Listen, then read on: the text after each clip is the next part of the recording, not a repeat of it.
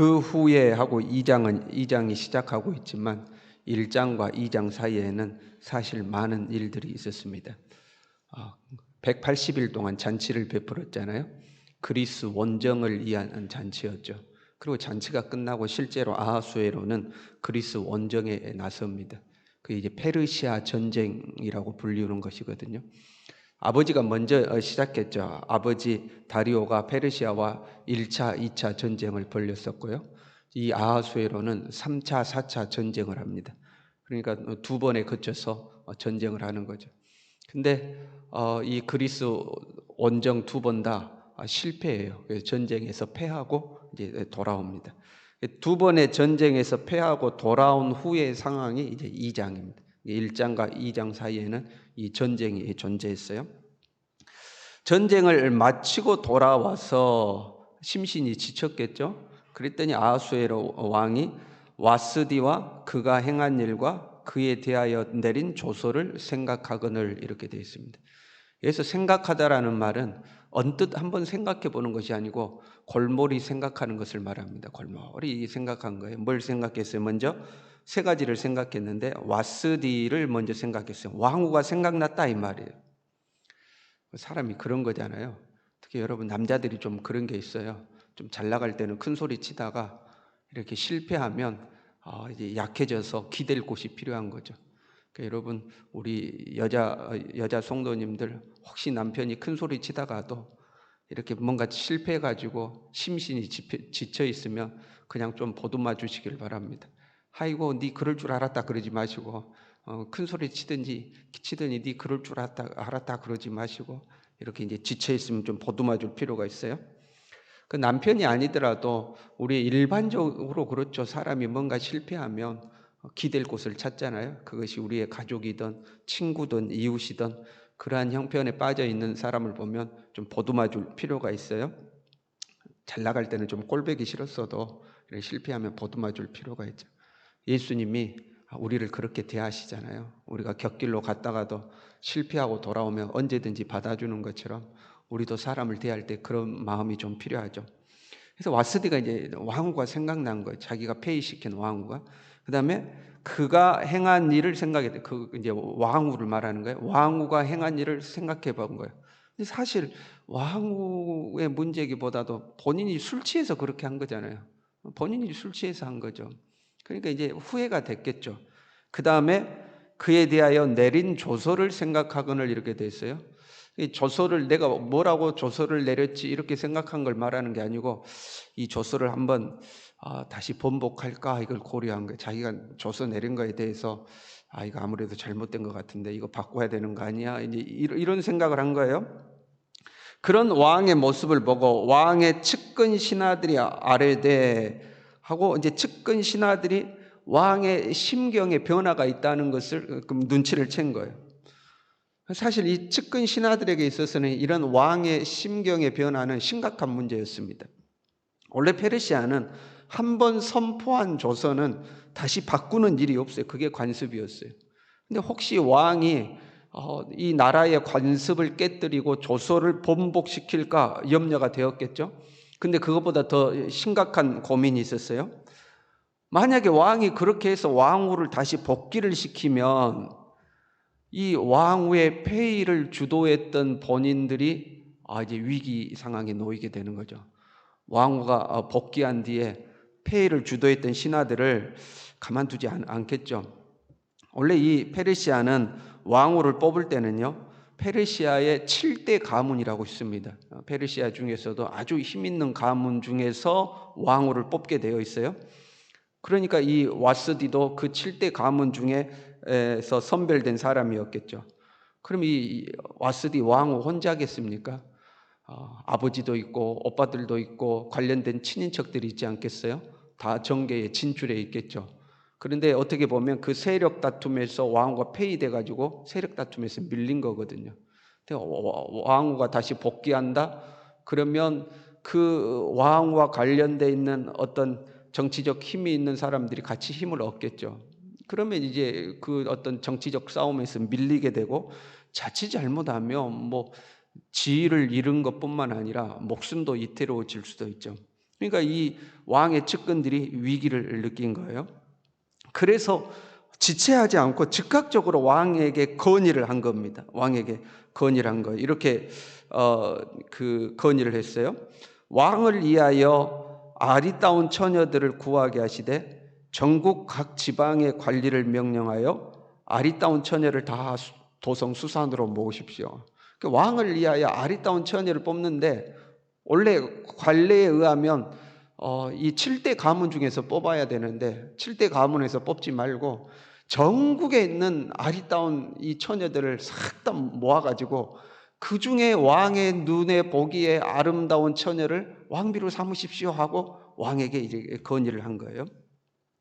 나라의 법도에 맞지 않는 제안을 하고 있죠. 왜냐하면 신하들은 지금 급하거든요. 자기들이 자칫 잘못하면 자기들이 어려움을 당하게 되니까 자기들이 살아나려면 이런 방법이 좋겠다고 제안을 한 거예요. 사람이라는 게 그런 겁니다. 나라의 법도고 뭐고 일단은 내가 살고 보자. 이제 이게 중요한 거예요. 그래서 우리는 사람을 분별하는 지혜가 필요합니다. 왕이라면 저 사람이 간신인지 충신인지 구별할 줄 알아야 되죠. 우리가 일상을 살아감에 있어서 이 사람이 진짜 나를 이해하는 참 친구인지 아니면 나를 이용해서 자기의 이익을 취득하려는 사람인지 우리는 잘 분별해야 되죠. 그 보통의 사람들은 다 상대방을 진심으로 이해하기보다는 자기 이익을 취하려는 게 많아요. 그게 사람이죠. 상대방 내 자신을 희생해서 상대방이 이익을 얻도록 하는 경우는 드물죠. 둘 다 잘 되면 좋지만 그렇지 않으면 상대방이 좀 손해를 보더라도 내가 이익을 얻는 방향으로 이렇게 이끌어 가려고 그러죠. 말은 다 너를 위해서 그런 거야 그러지만 자기 자신의 이익을 취하려고 할 때가 많잖아요. 우리는 사람의 그런 어떤 본성을 이해하고 내 주변에 있는 사람들이 나를 대할 때에 이 사람이 진짜 나를 이해하는 건가 아니면 자기 이익을 취하려고 나를 이용하는 건가 하는 것을 잘 분별할 필요가 있죠. 근데 지금 이 신하들은 정말로 왕을 이해한다거나 정말로 나라를 이해한다거나 그런 게 아니고 지금 자기들 살아남으려고 자기들을 위해서 이런 제안을 한 거예요. 근데 놀라운 것은요, 왕의 반응이죠. 왕이 그 말을 좋게 여겨 그대로 행하니라 이렇게 되어 있습니다. 왕이 그 말을 좋게 여겼다 하고 이야기해요. 지금 신하들이 왕에게 제안한 제안의 핵심은 뭐냐면요, 아리따운 처녀였어요. 아리따운 처녀란 말이 오늘 1절부터 4절 중에 3번이나 나옵니다. 왕은 아리따운 처녀들을 구하게 하시되 아리따운 처녀들을 다 도성 수산으로 모아서 왕의 눈에 아리따운 처녀를 왕으로 삼으십시오 하고 아름다운 처녀를 강조를 하고 있어요. 그런데 왕은 그 말이 쏙 마음에 든 거예요. 아마 이 와스디는 미모가 출중했죠. 폐위됐던 왕후 와스디는 미모가 출중했어요. 신하들의 입장에서는 왕의 마음을 돌리려면 와스디보다 더 아름다운 처녀가 필요했겠죠. 와스디는 아름다웠지만 이제 왕후가 됐고 나이도 좀 있고 그러니까 정말로 아름다우면서도 젊은 처녀를 데리고 오면 왕이 좋아하지 않겠는가 해서 왕에게 이런 제안을 한 거예요.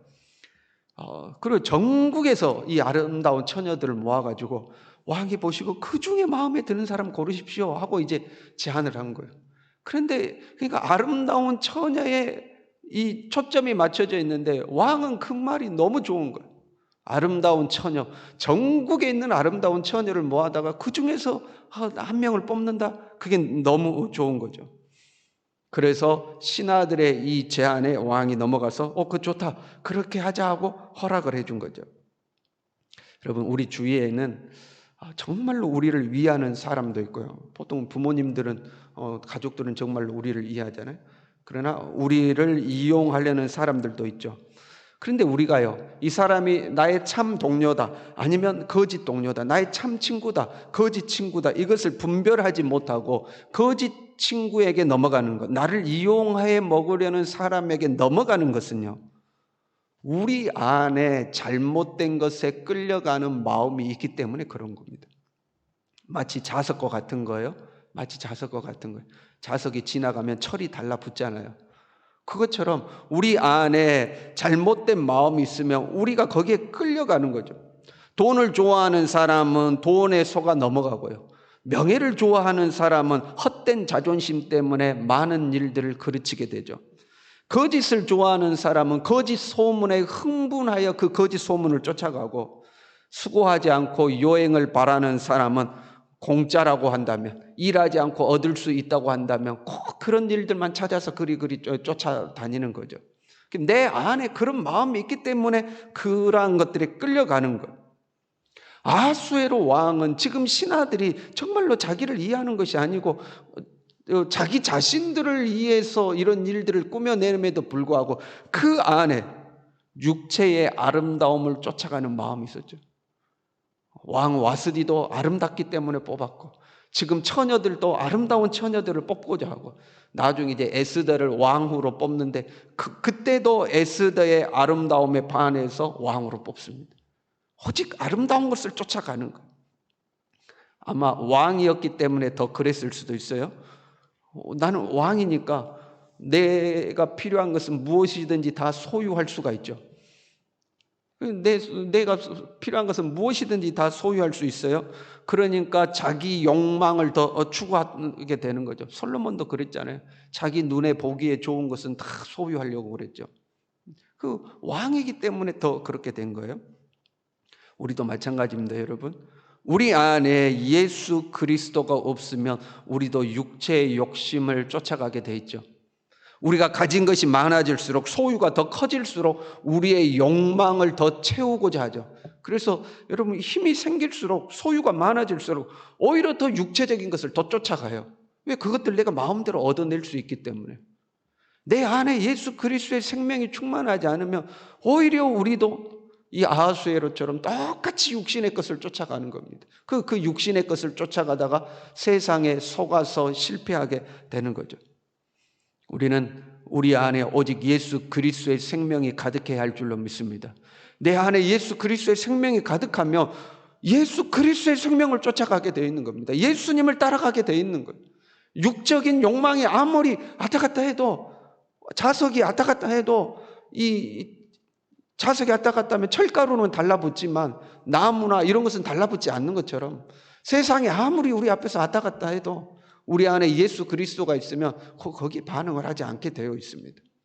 오직 그리스도의 생명이 우리 안에 충만하여서 예수님이 이끄시는 대로 끌려가는 우리 모두 될 수 있기를 간절히 바랍니다. 기도하겠습니다. 하나님,